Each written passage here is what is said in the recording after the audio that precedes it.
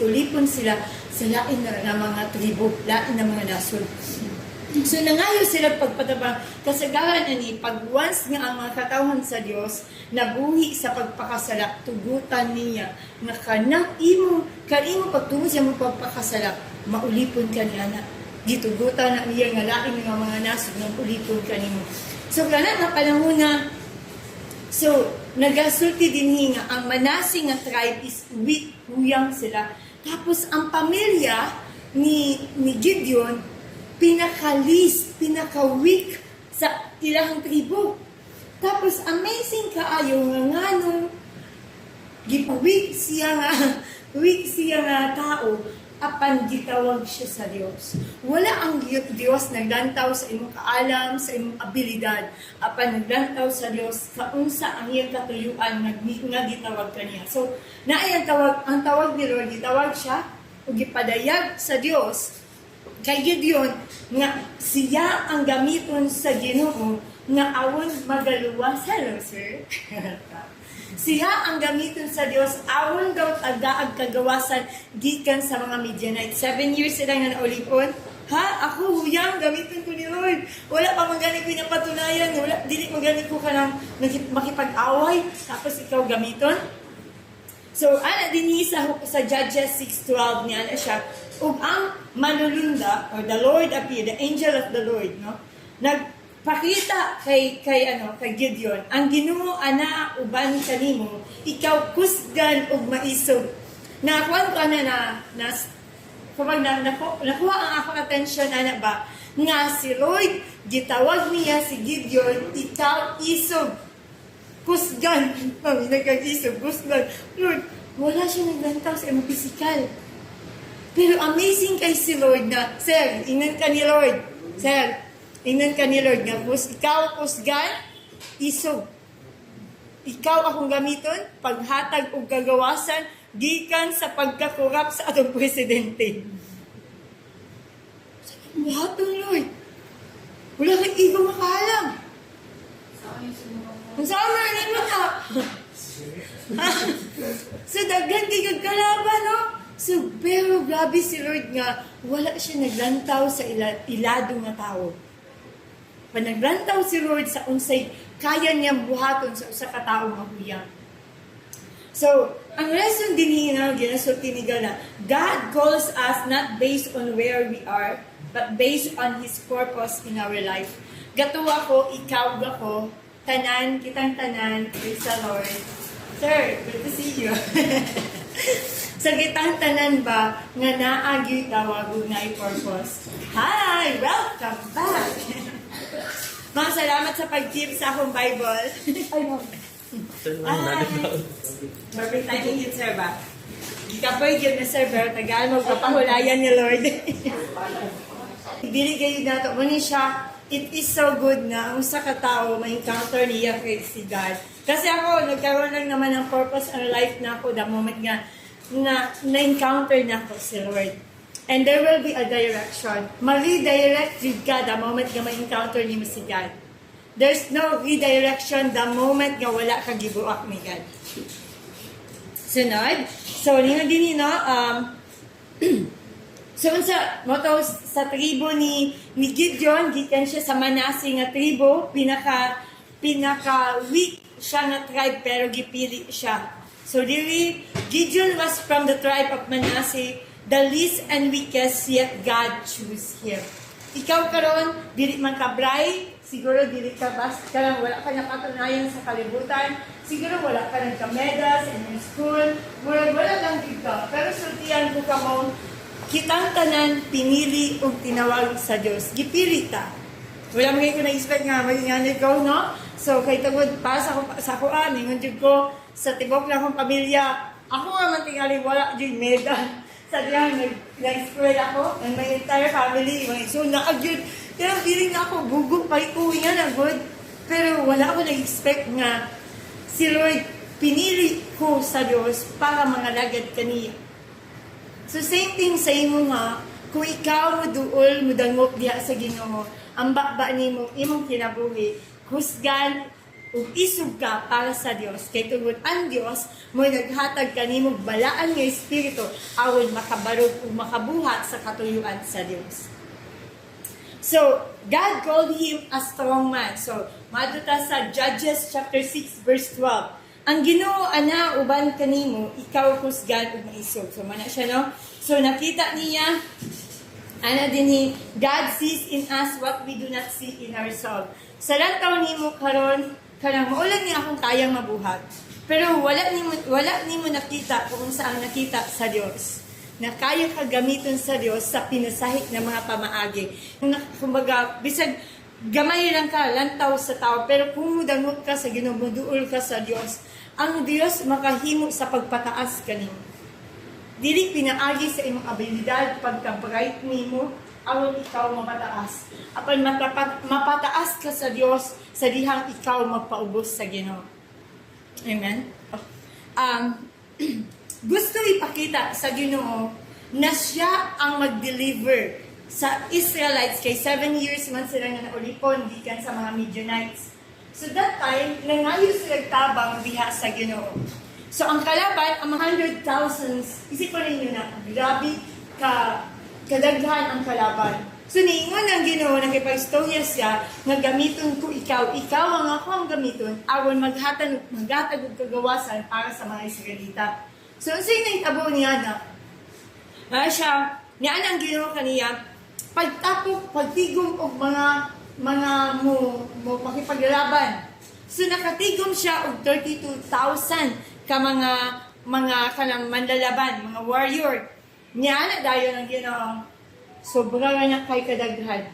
Kay kung kana ang makipag-away sa mga Midianites, ug kamo madaog, makaingon sila nga dili ako mangitabang kanyo agon kamo madaog.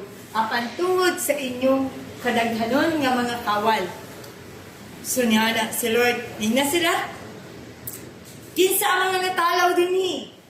Kinsa ang mga moatras na sila? Anya, nanguli ang mga katong nanguli ang 22,000 nga mga kawal kay natalaw no. Isipon nimo more than 100,000 na mga kalaban nga makamong 32,000 lang. Oh, likoy. Hindi na makaya. So pila ka ba nabilin? There were 10,000 nga nabilin. Ikaw, sir, kung ikaw si Gideon, makipag-away ka more than 100,000.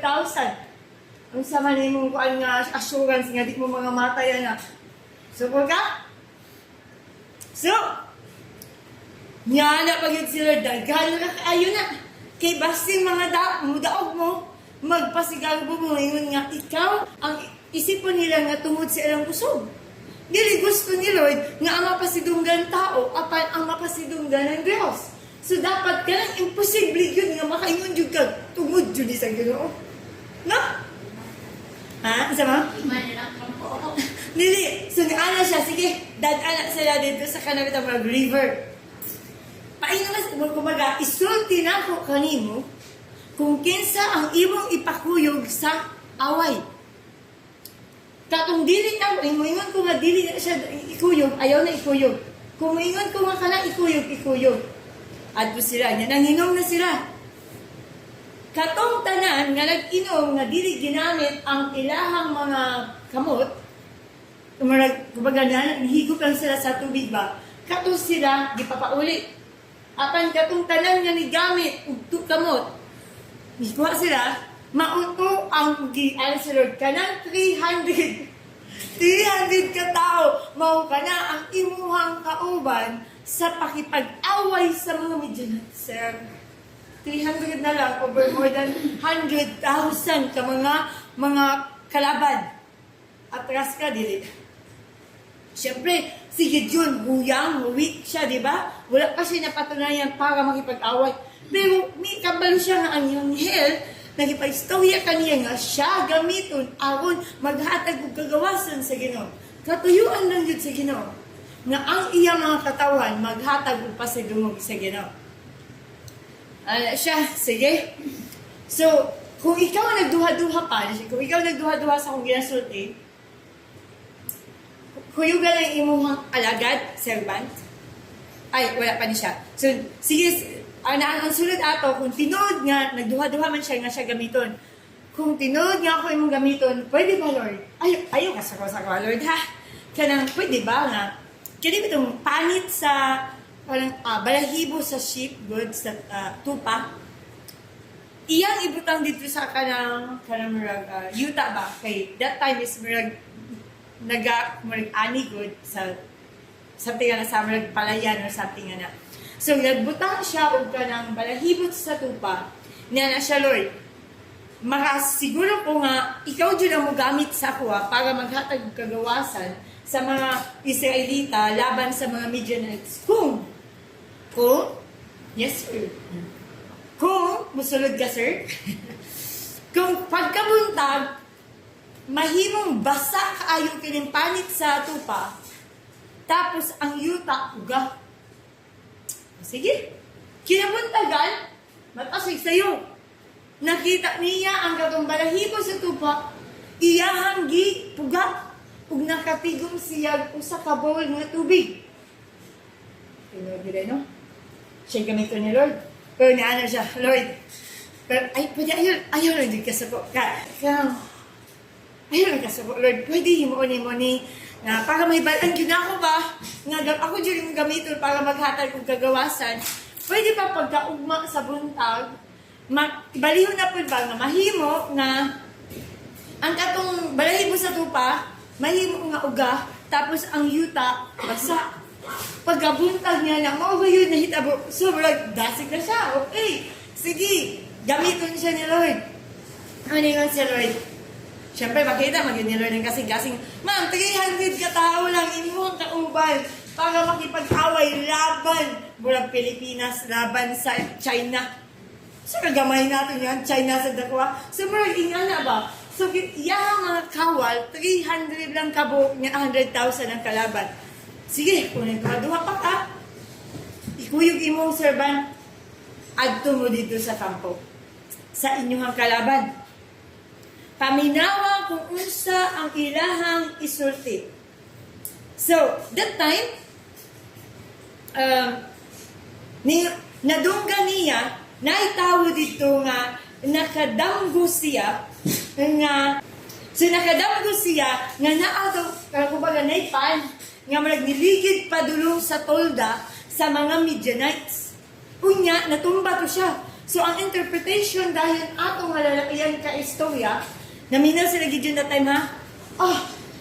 Sila Gideon gayud ka na. Mga pildi kita. Ihatag sa Ginoo ang kadaugan kanila. So, kato pa lamang ni pagkadungog dayon, pagkadungog ni Gideon sa katong nga dream, ni hapa siya o gidayig niya ang Ginoo. Busa, grabe na kayo siya confident nga ang Dios mao ang maghatag kaniya og kadaugan. So, mo to siya, ang gihimo, gipa-prepare niya ang iyang mga katawhan. So, kiniha, stay in the higher ground. Kabalo ba mo ano nadaog po si Gideon? Dako kayong importansya nga kita magpabilinta nga magbarog sa higher ground. So, si Gideon, naa siya dito sa kanang usa ka dapit nga ang iyang kalaban na sa ubos. Di ba pagon sa mga sundalo, mangita mong yun ang mga sundalo, dito sila sa taas ng dapit, tama? Aron makita nila ang kalaban. The moment gana ka sa ubos na posisyon, dili ni mo makita ang pagpamuhat sa kalaban. Nagitapukan na day ka. Muna, pag mas nga naig-away, naay-gira, naagayod sila sa higher ground para madaog ka. Kaya kung dili ni mo makita ang imong kalaban, papildigid ka. So, may barog si Gideon, ano siya, sige, i-divide niya tulong ka grupo, 100, 100, 100. So, naato sila'y dala ng mga, marabitaw ka ng dako nga banga, tapos nagunit po sila, napod sila'y trompeta. So, syempre, uban man ang tabang sa Diyos, ang Diyos namuhat, gihimo nga confused ni Lord ang mga kalaban. So, ngayon si Gideon, sa dihang magdunggan ninyo ang tingog sa trompeta, buhatan ninyo kini, ug isinggit kini para kay Gideon ug para sa Ginoo.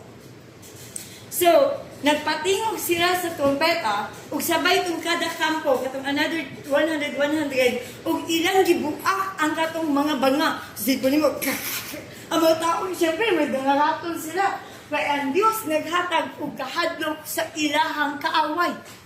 So nanagan sila og ilahang gipanggukod ug sila nadaog. So makita nato dinhi kung kita karon sa espirituhanon na bahin, kung kita mabuhi dili lamang sa level ground na makiuyon kita sa kinabuhi nga pangkalibutanon ug wala ka dinha sa ground asa ang Ginoo. Kung ikaw nagpuyo kauban ng presensya ni Lord, kung kinsa man ang yawa, ang daotang nga espiritu, ang kining pagpangilad sa atong mga pangunahuna, na atay gahong awon pag awon dili kita mailad. Where the presence of the Lord, there is freedom. Kung ikaw ang imong hunahuna pang Diyos nun, dili makahimo o dili mo laputay o magmadaugon ang kanang kining kinabuhi nga pangkalibutanon. Hantod nga atay hunahuna nga pangkalibutanon, dili gayud ta magmadaugon. Diyan say kung ang atong mga panghunahuna mao ang mag-satisfy lamang sa ato ang unod, dili gayud nato mahimo nga mapasidunggan ang Ginoo. Kung ikaw magpuyo nga imuha lang ipasatisfy imong flesh, ipasatisfy ang imong panghunang imong mata, kasi may kabus na to, di ba maglantaw tag mga butang, let's say pornography. Di ba? Mga butang na dili angay, magsigig inom. Kabalo ba mo nga nung sala ang pag-inom? Kay tungod gitagaan nimo og kanang entrance ang imong kaugalingon nga ma-intoxicate nagtatawa si sir. Ma-intoxicate ang imong hunahuna. Di ba pag mas nga mo inom ka? Unsay epekto sa beer, sa Red Horse ba din na? Unsay epekto? Di ba, ma-intoxicate ka, hantod nga, wala na, bisag kung saan isultin mo, wala na, bula ang bakba. Wala na kay control sa inyong kaugalingon. And God wants us to have that self-control. Pero kay yalaw ni mo yung kaugalingon, nga nag-inom ka o iling na nun, na kung saan nga ikaw dili makapugong sa imong kaugalingon. Let's say, ikaw minyo, unya na may guwapa sa imong atubangan, mga kalinta lang tanan, wala na. Karon lang bitaw ni og sa dihang babalik na sa tarong nga pangutok unsay nga hitabo nagbasol ka kay nakabuntis ka nabuhat ko lang magduto pag nakainom ko mo na ayaw ninyo mo na ayaw na lagi ang dami na lagi na sir